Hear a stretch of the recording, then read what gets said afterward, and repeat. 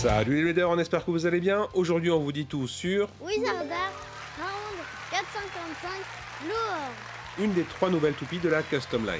Wizardark est une toupie de type endurance à rotation droite. Comme les autres toupies CX, elle a un blade fait de 3 composants, le lock chip Wizard, le main blade Arc et l'assist blade Round. Un peu à la manière de Dranbrave qui est rappelé Dransword, Wizardark a un design qui peut faire penser à la première Wizard de Beyblade X, Wizard Arrow. Elle a une sorte de gimmick ou de spécialisation qu'on vous traduit grâce à notre ami G-Rocket Dive, on vous met le lien vers son compte dans la description. Le gimmick de Wizardark est évidemment tourné vers l'endurance avec d'après Takaratomy une haute force centrifuge apportée par l'association de Arc et Round et un centre de gravité très bas, toujours d'après Takaratomy. Ça veut juste dire que cette toupie est plus basse grâce au Ratchet 455 et au bit Low Orb, deux composants qui sont en effet plus bas que la moyenne.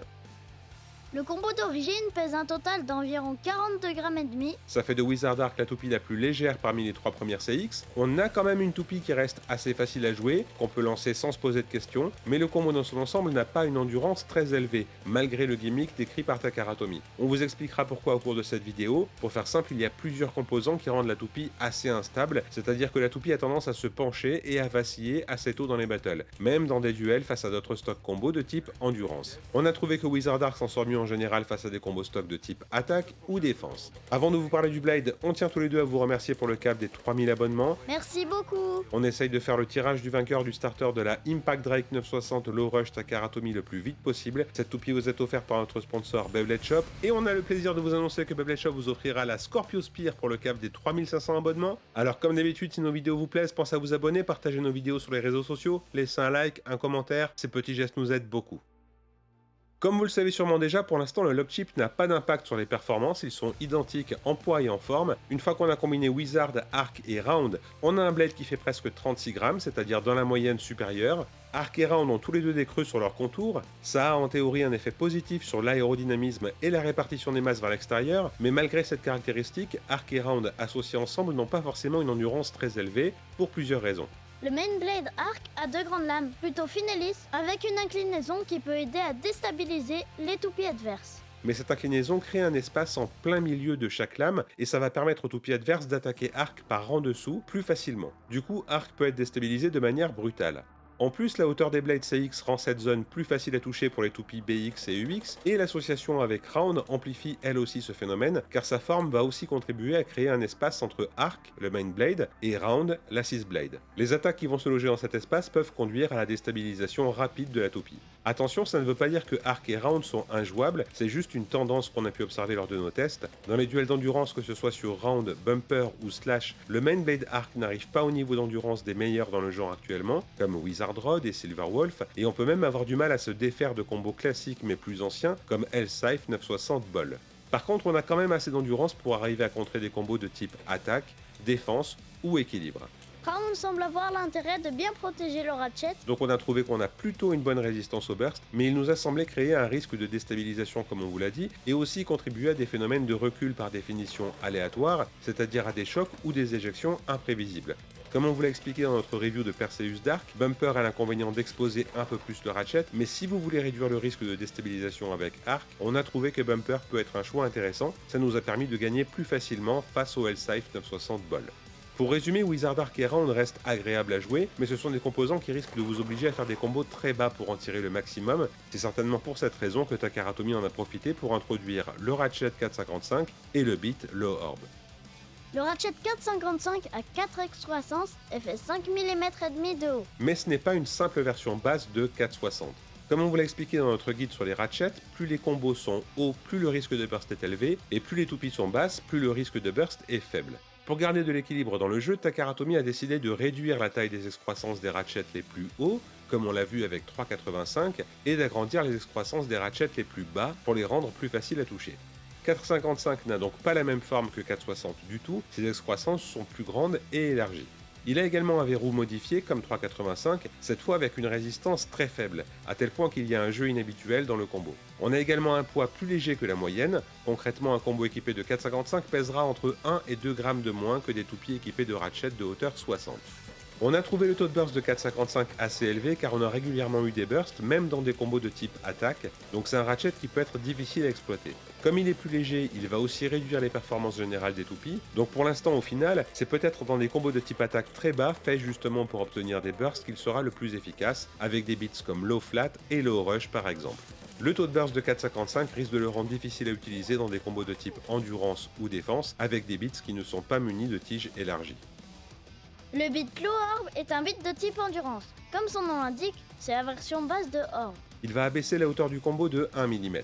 La hauteur plus basse va apporter une meilleure résistance au burst, et au niveau de l'endurance, on s'est un peu sacrifié pour vous, on a fait des tests bien longs sur Wizard Rod, Silver Wolf et d'autres blades de ce type pour voir ce que le Orb peut apporter dans les duels d'endurance, et au final on a tous les deux eu un peu plus de victoires avec le Orb qu'avec Ball et Orb. Ça veut dire que le Orb est dans la catégorie des beats à endurance très élevée, comme Ball, Orb et Free Ball. Comme sa pointe est plus fine, on a l'impression que c'est la même ou sensiblement la même que Orb. Le Orb peut être un peu plus facile à déstabiliser et à éjecter que Ball. Au niveau du comportement, on est là aussi très proche de Orb, ça veut dire qu'on a moins de mouvement qu'avec Ball. Avec le Orb, la toupie va se déplacer en petits cercles, ça donnera au joueur une petite chance d'esquiver les premières attaques adverses. Le centre de gravité plus bas permis par le Orb va en théorie contribuer à limiter les mouvements aussi, mais ce manque de mobilité a un avantage. Comme avec les beats de type défense, ça vous permettra de lancer un peu plus fort avec moins d'hésitation. Un beat comme Ball peut sortir de la zone centrale s'il est lancé très fort, on a donc le risque de toucher la X-Line et de perdre de l'endurance en faisant un extrême dash. Avec le Orb, ce risque existe, mais il est légèrement diminué, vous avez plus de chances d'arriver à garder la toupie dans la zone centrale. Avec sa hauteur diminuée, un trait crucial pour l'instant dans Beyblade X, que ce soit pour l'endurance, la défense, la stabilité, le Orb nous semble être un composant qui pourrait être très intéressant pour les amateurs du type endurance.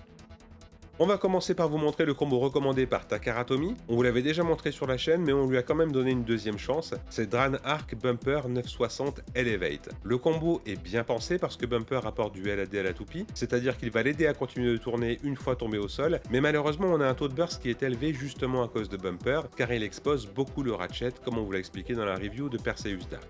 Elevate est lui aussi un beat intéressant associé à Arc, car il apporte une stabilité dont Arc a bien besoin. On a envie de vous proposer une variante en remplaçant simplement Bumper par Slash afin d'augmenter la résistance au burst de la combinaison. Sinon, pour améliorer le combo d'origine, c'est assez délicat. Nous, on a essayé de rajouter du poids et de la stabilité pour améliorer les performances générales. Une option possible est de remplacer 4,55 par un ratchet plus lourd, comme 5,60 ou 7,60. Une autre possibilité est de remplacer le Orb par Ball pour avoir une toupie plus stable.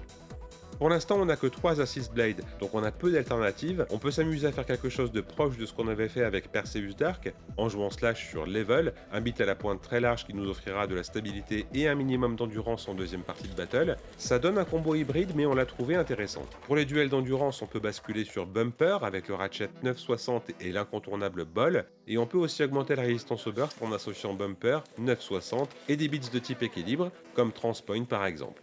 C'est un exemple de combo qui sort un peu de l'ordinaire. On a essayé Transpoint car il offre à la fois une résistance au burst et la possibilité d'abaisser la hauteur du combo avec le mode bas de Transpoint. Évidemment, vous pouvez aussi vous tourner vers le classique Hexa, un beat au comportement stationnaire avec une tige élargie qui augmentera la résistance au burst. Avant de conclure, on vous laisse sur quelques images de battle.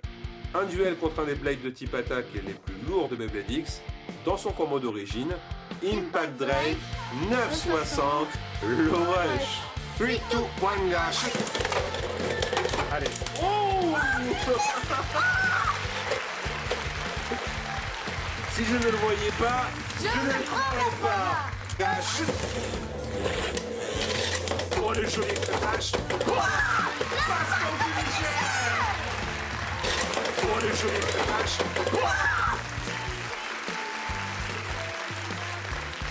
Dash.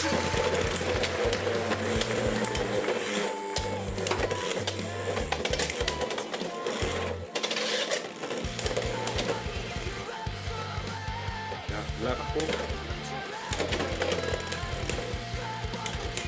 Allez. Allez, un petit point pour Arc. On s'avire à l'endurance, ça pourrait pas être forcément. C'est cuit. Gâche. Attention.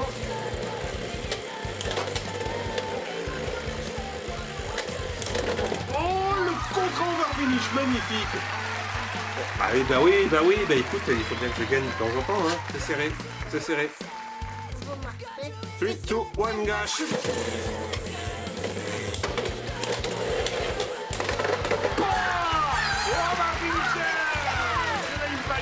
magnifique.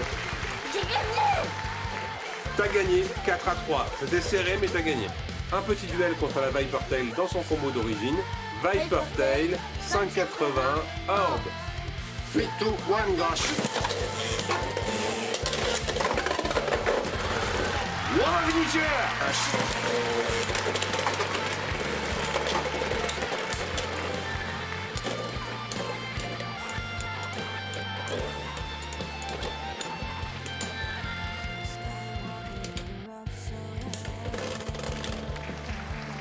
Dash.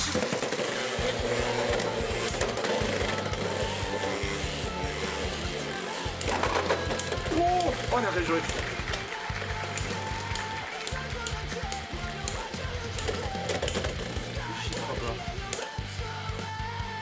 Et tu vas voir que Wizard Ark va encore une fois être déstabilisé. Bon, grosse perte d'endurance bien sûr sur le faux overfinish. Bien joué, bien joué, bien joué. Gosh.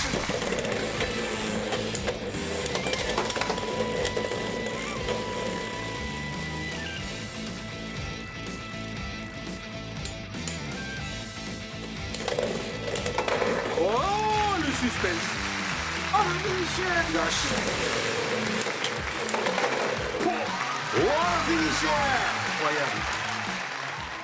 En conclusion, le combo d'origine de Wizard Ark n'est pas le plus difficile à jouer parmi ces 3 premières CX. Il est par exemple plus fonctionnel que le combo stock de la Perseus Dark, qui burst assez facilement. Même si le combo d'origine est plutôt facile à jouer, il a tout de même des défauts, notamment sa tendance à être facilement déstabilisé, même dans des duels d'endurance, comme on vous l'a expliqué dans cette vidéo. La 6 Blade Round vous donne une option pour customiser vos blades de la Custom Line, mais comme on vous l'a expliqué, on a l'impression qu'il est l'une des causes justement de cette tendance à la déstabilisation. Le Ratchet 455 permet de faire les combos les plus bas à l'heure actuelle, mais malheureusement c'est au détriment du poids et de la résistance au burst. Au final, c'est peut-être le beat Low Orb qui est le plus intéressant sur cette toupie. Normalement, il devrait vous intéresser si vous aimez les combos de type endurance. Si vous souhaitez aider la chaîne, on met un lien en description pour nos abonnés qui vous donnera 10% de réduction chez notre partenaire Beyblade Shop. Ils ont toutes les Beyblade X, Burst, Metal Fight, leurs stocks sont en France et vous avez une livraison en 3 jours ouvrés garantie avec un vrai service après-vente. On revient très bientôt avec des tests de toupie Beyblade X très spéciales. Comme d'habitude, on vous met les liens vers nos guides Beyblade X juste en dessous dans la description. N'hésitez pas à nous poser vos questions et nous dire ce que vous pensez de Wizard Ark en commentaire. On répond toujours avec plaisir. On espère que cette vidéo vous a plu. Si c'est le cas, pensez à vous abonner, laissez un like. On vous dit un grand merci pour avoir regardé cette vidéo. Allez, que nous y Il fallait que tu nous refasses une dinguerie